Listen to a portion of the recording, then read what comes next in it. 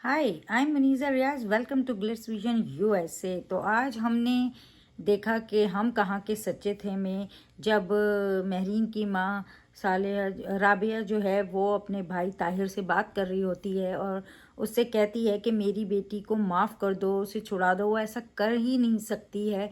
तो वो कहता है कि अगर तुम्हारी बेटी के साथ ये हुआ होता तो क्या तुम भी ऐसे तब भी तुम ऐसा बोलती। भाई उसे बोलता है। इधर जो भाभी है वो इतना गुस्सा होती है कि पोस्टमार्टम रिपोर्ट दिखाऊं क्या, क्योंकि उसने नींद की गोलियां खाई हैं। तो ये नींद की गोलियां खाई हैं तो ये कहाँ से प्रूफ होता है कि उसने खिलाई है? कोई वीडियो है, क्या बोलते हैं, कोई वो क्या कहते हैं सीसीटीवी, क्या उनका फुटेज है क्या? उनको कैसे पता कि उसने खिलाई है? बंदा खुद से भी खा सकता है, लेकिन खैर वो कहती हैं कि वो तो कातिल है और उसने मेरी बेटी को मारा है। तो वो उनको जो है ना मतलब मानती ही नहीं है और बहुत गुस्सा होती है। तो फिर वो जो है ज़ाहिर सी बात है कहती माफ़ कर दो, लेकिन खैर फिर इधर हमें दिखाया गया कि भाई असवद कैसे मशल को याद कर रहा है कि वो किस तरह से वीडियो बना के भेजती थी, ओ कि उसकी बर्थडे किस तरह से सेलिब्रेट करती थी जबकि वो वहाँ नहीं था। तो वो सब वो याद कर रहा होता है और इधर महरीन जो है ना ये मतलब सोच रही होती है कि मतलब उसकी सोच में जो डायलॉग है वो ये होता है, महरीन मंसूर, ये थी तुम्हारी ज़िंदगी, तुम्हारा माजी, तुम्हारा हाल और तुम्हारा मुस्तकबिल, सबसे अलग, सब दागदार, सब नाकाबिले प्यार। पर वो जब जब वो डायलॉग वो सीन था ना तो उसमें म्यूज़िक काफ़ी लाउड थी, मतलब मुश्किल हो रहा था ये सुनने में कि वो बोल क्या रही है। तो थोड़ा इस चीज़ का ख्याल रखना चाहिए ये जो साउंड डिपार्टमेंट वाले हैं कि इन्हें थोड़ा म्यूज़िक थोड़ा कम करना चाहिए ताकि बंदा, और स्पेशली उसमें लिरिक भी आ रहे हैं तो वो और ही मुश्किल हो जाता है डायलॉग सुनना।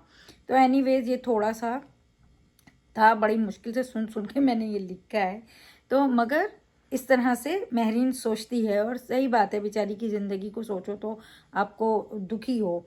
और खैर ये असवद जाके महरीन की ज़मानत करा देता है। उसे ऐसा लगता है कि शायद सफ़ान ने कराया है, लेकिन पुलिस वाला कहता है कि असवद ने कराया। और वो बड़ा उसको वो कर रहा होता है कि भाई तुम्हारी किस्मत बड़ी अच्छी है कि तुम्हारी बेल हो गई है। और जो वकील है ना वो कहता है कि मतलब सब कुछ किस्मत को ही दो, हमारा तो कुछ काम नहीं। तो उनको भी देना चाहिए, बेचारे ने मेहनत की है, पैसा लेके ज़मानत करवाई है। तो एनीवेज असवद उसकी ज़मानत कराता है और वो असवद को थैंक्स करती है।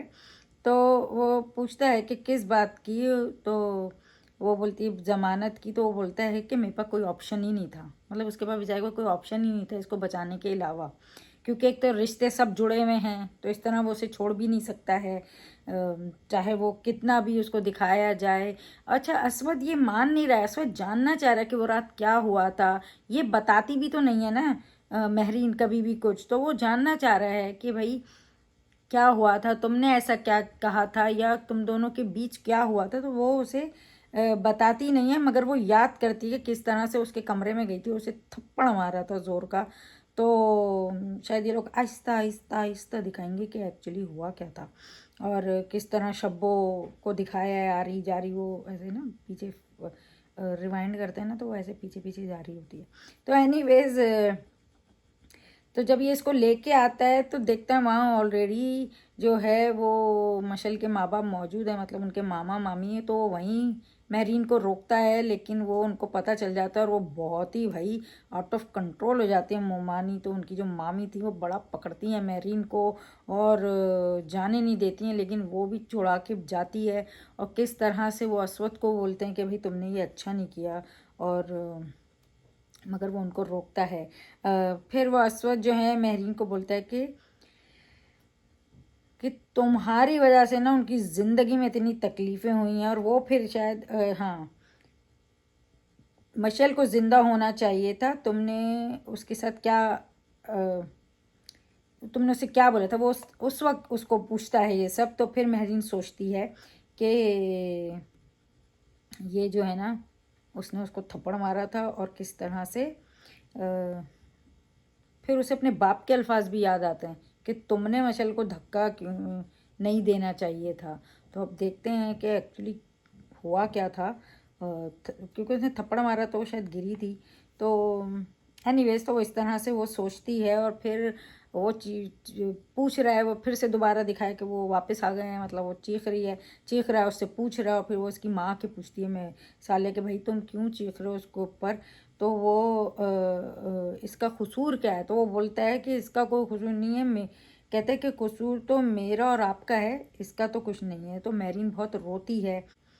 हाँ, तो ताहिर का दिखाएगा भाई वो तो महरीन को सज़ा देना चाह रहे हैं, और वो बोलता भी है कि मतलब जो इसको बचाएगा ना मैं उसे भी मार दूंगा।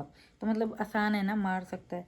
तो वो खैर कहता है कि मैं मार दूंगा, मतलब माँ बाप का गुस्सा दिखा रहे हैं, मतलब ज़बरदस्ती का है भाई। पहले पूरी तफ्तीश तो कर लो, पहले सही से पता तो कर लो कि वाकई इसका क्या हाथ है। बस ठीक है, ये आप मान सकते हैं कि भाई ठीक वो उसको चाहती थी और इन लोगों ने उसकी शादी नहीं कराई, तो समझ आता है। लेकिन एक लॉजिकल सोचो तो मतलब बेवकूफ़ी लग रहा है कि ज़बरदस्ती थोप दिया, क्योंकि उनको महरीन से इतना ज़्यादा प्रॉब्लम है ना कि वो बस उसको कातिल ही बना दिया उन्होंने।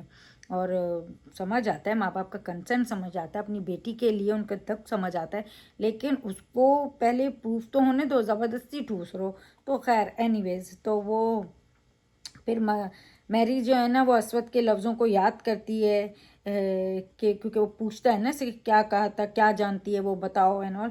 तो एकदम उसको अटैक्स आ जाता है एनजाइटी का। एंड देन उसी टाइम ये अस्वद रूम में आता है, तो उसको इस हालत में देखता है, उसने कभी देखा नहीं होता है। तो वो इस हालत में उसे देखता है, तो फिर वो ढूंढ रही होती है अपना पम, और वो उसे मिलता नहीं है। तो वो एनीवेज उसको फिर वो ले जाता है हॉस्पिटल, उसके ड्रिप लगती है। एंड वो जो है ना फिर वो उसे वापस लेके आता है, और फिर उसकी माँ पूछती है मतलब कहाँ गए, तो वो बताती है कि इस तरह से मेरी तबीयत ख़राब हो गई थी तो वो ले गए थे। अच्छा, याद करता है कि महरीन मिशेल उसे बताती थी कि नहीं, महरीन ने उसे मतलब बताया कि उसे एज़मा नहीं, क्योंकि वो उसे पूछता है कि तुम्हें एज़मा है, तो वो बोलती है नहीं मुझे एनजाइटी अटैक होता है। तो फिर उसे मिशेल के अल्फाज याद आते हैं कि महरीन के लिए ना सब कुछ वही है, हर चीज़ उससे शुरू होती है उसी पे ख़त्म होती है। तो तो असवद जो है ना ये जब सोच रहा होता है, तो उसकी माँ आती, तो उसकी माँ से बोलता है कि भाई आप जो है ना इसकी शादी करवा दें सफ़ान से बात करके, क्योंकि ये जो है ना एक सिक्योर, मैं चाहता हूँ कि ये एक सिक्योर जगह पहुँच जाए मेरे जाने से पहले।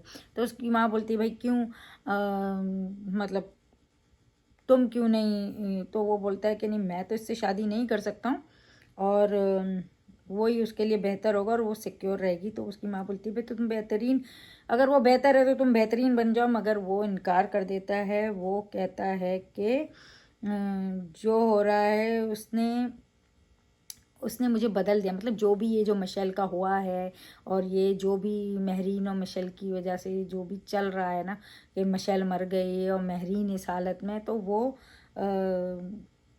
नहीं जो है ना कितने भी टाइम गुजर जाए उसके बाद भी उसका जवाब ना ही होगा, ऐसा वो कहता है। फिर देखा भाई ऐसा, नानी से बात करते हैं, नानी उनसे कुछ बात करना चाह रही हैं। तो अब क्या बात करना चाह रही है नानी, ये तो अब आगे पता चलेगा। अभी आज की एपिसोड में तो ऐसा सच कुछ नानी और उसका सीन नहीं दिखाया है। फिर साले जो है वो मैरीन से बोलती है कि भाई तुम पढ़ाई आगे कर, कंटिन्यू करो। वो बोलती है नहीं मुझे अभी नहीं कंटिन्यू करनी, और समझ आता है किस मुंह से जाएगी, अगर जाएगी लोग बातें करेंगे, एटलीस्ट उसके केस को तो हल होने दो, तो फिर आगे पढ़ाई कर लेगी। और वो बोलती है भाई बुरा वक्त गुजर जाएगा। तो मैरीन कहती है कि मेरा बुरा वक्त कभी नहीं गुजरता, बेचारी बचपन से सह रही है, तो थक जाता है इंसान। कभी जो गुजरते हैं ना उनसे पूछो कि थकन सी होने लगती है कि अगर आपको ज़िंदगी की इतनी तकलीफ़ों से गुजरना पड़े, तो शुक्र अदा कर रहे हैं वो लोग जिनको नहीं गुजरना पड़ता है इतनी कठिनाइयों से। और बहुत थोड़ी थोड़ी चीज़ें उनकी ज़िंदगी में होती हैं जिनको वो खुद ही अपने ऊपर जो है ना तारी कर लेते हैं, और उसे तकलीफ़ बना लेते हैं, और उदास रहते हैं। और जो खुश रहने वाले हैं वो तो खैर कभी भी खुश रहते हैं। तो वो बेचारी की जो ज़िंदगी है वो जाहिर सी बात है उसका तो उसे ऐसे ही लगेगा ना कि मेरी तकलीफ़ कभी कम नहीं होने वाली, और वाकई देखा जाए तो कब कम होगी नहीं पता। फिर वो जब पूछती है कि वो भाई सफ़ान का नंबर दो, उन्होंने इतना पैसा, तो वो बताती है कि बेल जो है वो अस्वद ने कराई है। तो कभी कभी ना अस्वद पे भी तरस आता, वो बेचारा 2 कज़न्स के बीच में फंस गया। एक कज़न ने दूसरी कज़न के लिए उसे इतना नेगेटिव कर दिया कि अब उसे उसकी कुछ अच्छाई तो दिखती ही नहीं है।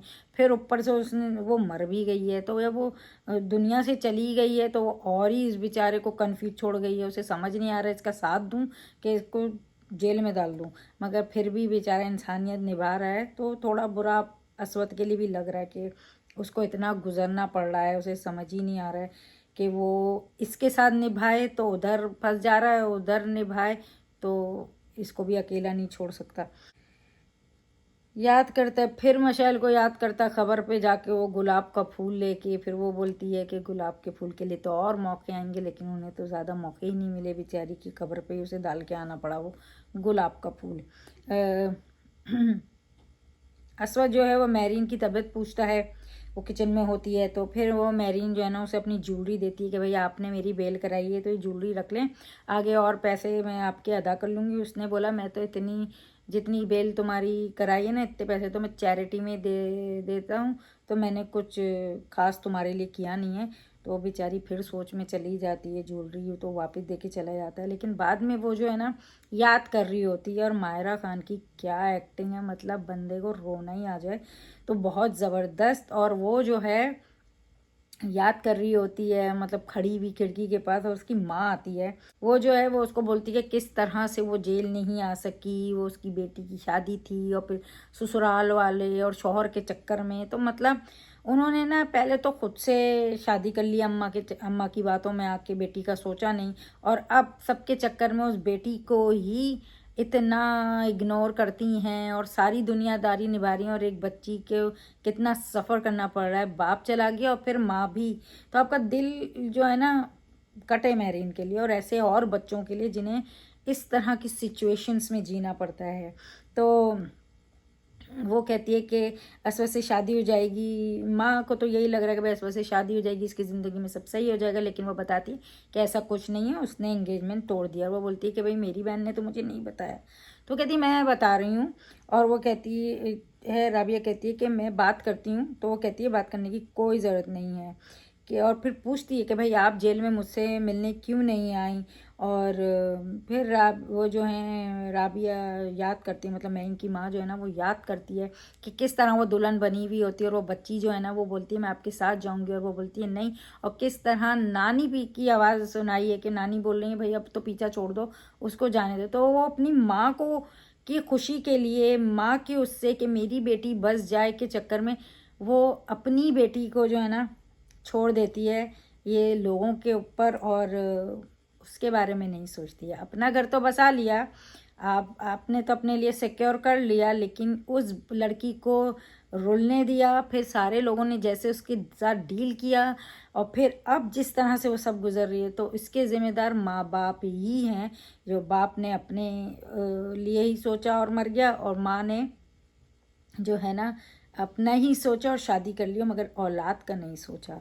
तो बड़ा ही दुख वाली बात है। और जो ये लोग करते हैं कि अपना सोचते हैं कि भाई हम इस दुनिया में आए हैं, हम सेटल रहें, भले उसने अपनी माँ के अंडर आके किया हो राबिया ने, पर किया तो ना एक बच्ची को तो कुर्बान ही किया। मैंने पिछली बार भी बोला था कि अगर किसी को शादी करनी है तो ऐसे शख्स से करो जो आपके बच्चों को भी कबूल करे आपके साथ, अदरवाइज़ ज़रूरत नहीं है ना, गुजर ही जाती है, ऊपर वाला पालने वाला है, उस पर भरोसा होना चाहिए। तो अच्छी बेटी बनने के चक्कर में अच्छी माँ भी नहीं बन सकी वो राबिया। और ये दिखाया फिर के जो है मैंने बोला hats off to Myra Khan, क्या एक्टिंग की है वो टाइम, जिस तरह से वो रोती है, like you could feel for Mehreen. और फिर देखा है राबिया जो है वो सालिया से क्वेश्चन कर रही होती हैं, मगर वो अच्छा बोलती है, सालिया बहुत अच्छा बोलती है। मैं अपने बेटे को जो है ना वो फोर्स नहीं करूँगी, और सही बात है, कोई भी रिलेशन फोर्स से नहीं होती है। उसे अगर अपनी भांजी से भी प्यार है तो अपना बेटा तो उसका अपना ही है, ऐसे थोड़ी फोर्सफुली वो दोनों की ज़िंदगी ख़राब करेगी ज़बरदस्ती। तो ठीक है, पहले वो चाहती थी कि हो जाए, लेकिन अब बात अलग है। और फिर ख़ानदान की भी एक बात है कि भाई इस तरह से अगर ख़ानदान पे असर पड़ रहा है तो ऐसा रिश्ते की ज़रूरत ही नहीं है, मगर फिर भी बोलती है कि मैं उसके लिए एक अच्छा रिश्ता देख के उसकी शादी कराऊंगी, क्योंकि वो सफ़ान से बोलता है करवा दो। तो और फिर हमने देखा कि सफ़ान से मेरीन बात कर रही है और बताती है कि सालिया ने उसका नंबर लिया, वो भी उससे वही क्वेश्चन करता है पढ़ाई का, और वो बोलती है नहीं, तो बोलते हैं उसमें तो सालों लग जाएंगे, तो बोलती है जितने भी साल लग जाएं मगर जब तक ये केस हल नहीं होता मैं नहीं पढ़ाई करने वाली हूँ। और फिर पूछता है कि भाई तुम कहाँ, तो बोलती है असवद के घर में हूँ।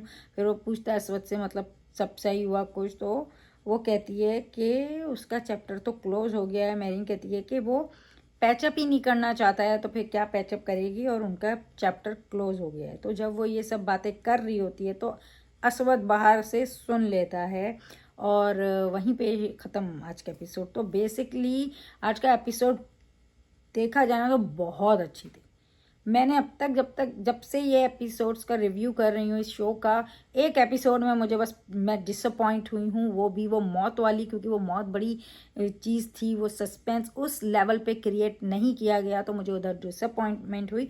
अदरवाइज सारी एपिसोड ज़बरदस्त जा रही हैं, ज़बरदस्त तरीके से स्टोरी जा रही है। आप मेहरीन के लिए फील कर सकते हैं, आप मिशेल के लिए फील कर सकते हैं, और सच बोलूं तो मामू मुमानी के लिए तो मेरे दिल में तो कभी भी उनके लिए कोई सॉफ्ट कॉर्नर आ ही नहीं सकता। जो लोग जिम्मेदार होते हैं ना अपने बच्चों का मुस्तकबिल ख़राब करने में, उन्हें ख़राब करने, उन्हें गलत रास्तों पे डालने, और उनकी गलतियों की वजह से उनकी औलाद खोती है ना, ऐसे माँ बाप को तो के लिए मेरे लिए कोई सिंपैथी नहीं है।